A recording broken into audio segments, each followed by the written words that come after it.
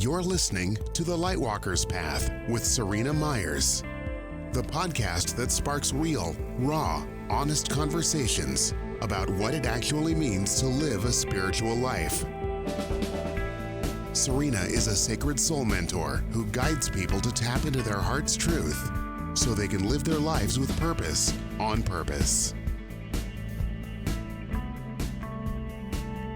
Welcome to this episode of The Lightwalker's Path. This is episode 14, and we are going to be talking about giving back to the earth. Now, if you know me well in person, you're probably laughing at me talking about this because a lot of times when we talk about giving back to the earth, people are thinking planting things and actually putting things into the ground to grow. And I have the blackest thumb there is. I kill pretty much everything that I touch. So that is not explicitly the type of giving back that we're going to be talking about today, although that is one possibility. But we do want to talk about factoring the earth in when we're doing a lot of our own energetic work. I think the thing that kind of gets a little bit lost or a little bit forgotten is the fact that while we're doing all this big work and we can feel our own releases and we can feel our load lighten as we evolve and as we transcend some of the stuff that had been really holding us back and keeping us stuck, we forget where that energy goes. And the earth, the beautiful, beautiful Mother Earth beneath us, is the one who is processing all of that. Now, when we think about energy, we have this way of labeling it. We have to stick it in a box. So we talk about heavy energy, dense energy, good, bad, whatever, and how we're always aspiring to the light. And that's really great. And sometimes we're doing some of that transmutation within ourselves. So we're taking our dark energy and we're able to shift that into something light. And that label, again, that's a human-made label. That's just us classifying it based on how it feels for us to experience. When in reality, it's just energy. The earth doesn't discriminate. It doesn't, feel any different about it. But it is the one that's receiving it. And so while she may not label it as good energy or bad energy, our attribution is in there. And that's what we have been offering her. So not only is the earth nourishing us, not only is it giving us a place to walk and live and experience each and every day, it's actually taking our projections of all the crap that we're letting go of, and oftentimes it doesn't get factored in and even given a thank you. Let that just sit for 1 second. So if you've known any mother who has felt unappreciated and unrecognized in her role, imagine that, but being the mother for all of humankind. So my invitation to you is to start to factor her in a little bit. Now, I was recently in the US and I was actually shocked that there are major cities in developed countries that are not recycling. Like, they're not even taking that on. I am very fortunate to live in a city that has these programs. It has green bins for compost, for instance, and I recognize that. So it's always a little shocking to me when I go somewhere that doesn't have that. And I figure, honestly, even though I wouldn't consider myself any sort of expert on the planet, I feel like recycling is the bare basic stuff that we can do when the earth is really supporting us in every single way. And I'm not even talking about our energetic work. I'm just talking about the fact that we get to live here, that we only have one, and we need to take care of it because look at the changes that are happening. Look at climate change. I can't get over how hot the summer has been. And all of that is happening on a global scale. Things are changing. They're getting too hot or too cold, and the world is changing, and that's because we're not taking care of it. But I'm not wanting to have a rant about that because honestly, I feel underqualified. This is not my area of expertise. Like I said, I recycle, I compost, but I'm far from an expert. What I want to talk about is the energetic component to it. Now, when I batch my content for this podcast, oftentimes, unless something immediately comes to mind that has been a download that I need to talk about specifically, I will actually sit with my cards and ask for the messages that need to come forward. And Gaia was the one who came forward for this episode. And I sat with her and I asked kind of what she wanted to come through. And it wasn't meant to be preachy. And so please know that that's not where I'm coming from at all. It was to bring this into awareness because she gets forgotten, because we forget to factor her in. And so when you're doing this work, it doesn't actually have to be a big production. This is a thing I really want to drill home with anytime that I'm talking about ritual or a daily practice, that it doesn't have to be something that's hours long and super devotional, or where you have to buy a bunch of expensive things to be able to perform this ritual or ceremony. Really, what it comes down to is operating from a place of intention and gratitude.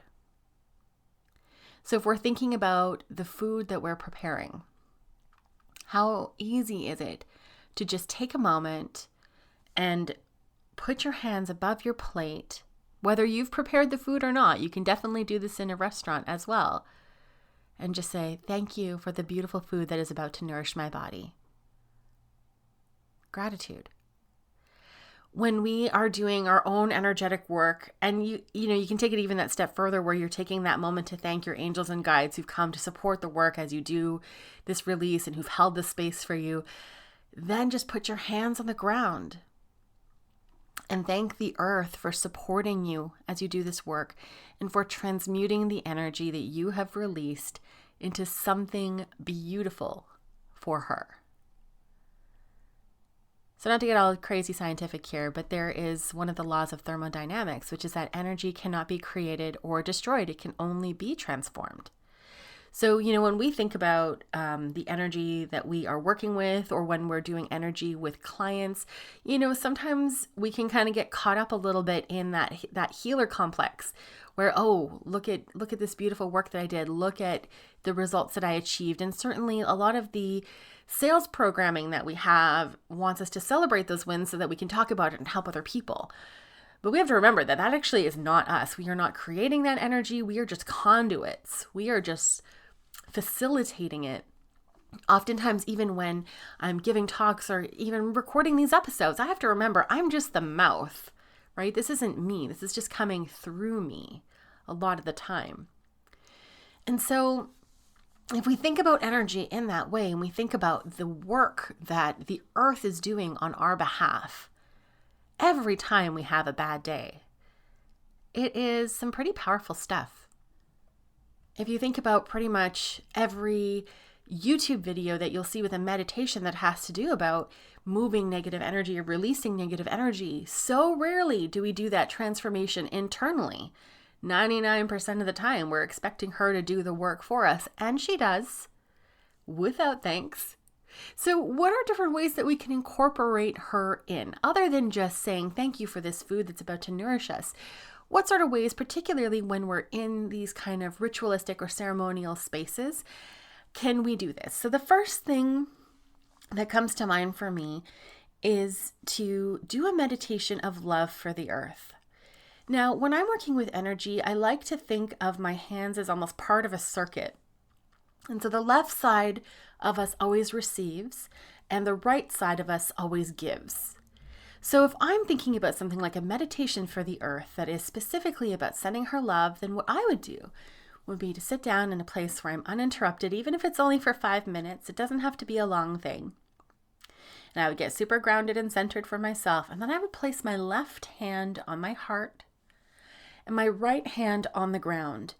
And if you can actually do this outside and get your hand in some dirt, that's even better. But really, it's whatever's possible for you. We're not trying to make it hard. Intention does matter. And then as you breathe, you want to feel this love, this glow, this warmth and heat just emanating from your heart chakra into your left hand, traveling down your arm and up your arm and across your shoulders, and then down your right arm into your hand, into the ground. And you really want to focus on that sensation, on how that feels to just love up on the earth and give it directly to her. The second thing I'm going to mention is probably going to sound like I'm kidding, and I'm absolutely serious. But these guys do kind of get a bit of a bad rap, and they shouldn't. It's actually not something to make fun of at all. And that is tree hugging, tree huggers. So actually go out and find a tree and love up on it. One of the first times I ever had the experience of consciously working with energy was actually being with a tree and feeling it and having and giving to it and receiving, and this beautiful symbiotic relationship that me and this tree had built together. And it is a wonderful way to give back to the earth. So if you were giving that same love via a hug, like you would with someone you really care about, you can imagine that love working down the trunk, working through the roots, and going directly to the source. This is right to the earth itself and everything that nourishes it and everything that it nourishes within however close to that tree as it can be. It's actually a really beautiful way to connect to yourself as well. So there is that kind of added benefit. It's a bit of a two-way relationship, a win-win, if you will, on the energetic front. And lastly, you just want to be more mindful. You want to think about the things that you're consuming. You want to think about the way that you're buying. You want to think about how you tread on the earth specifically, and you can bring her in. And honestly, sometimes apologies need to be happening. So it doesn't have to be this really judgmental thing. We're not talking about being hard or critical on yourself. It's just bringing a little bit more awareness, because when we know better, we can do better. The thing is, we don't really think about it. We take her for granted. We walk all over her. We release into her without much thought or much gratitude. And she's not asking for anything more than that, but I'm inviting you to do better. Because I know that the more consciousness that we just bring to our life in general, the more depth that we experience and the richer everything becomes and the more vivid it becomes. And I really feel like the relationship that we have with the earth can be very similar.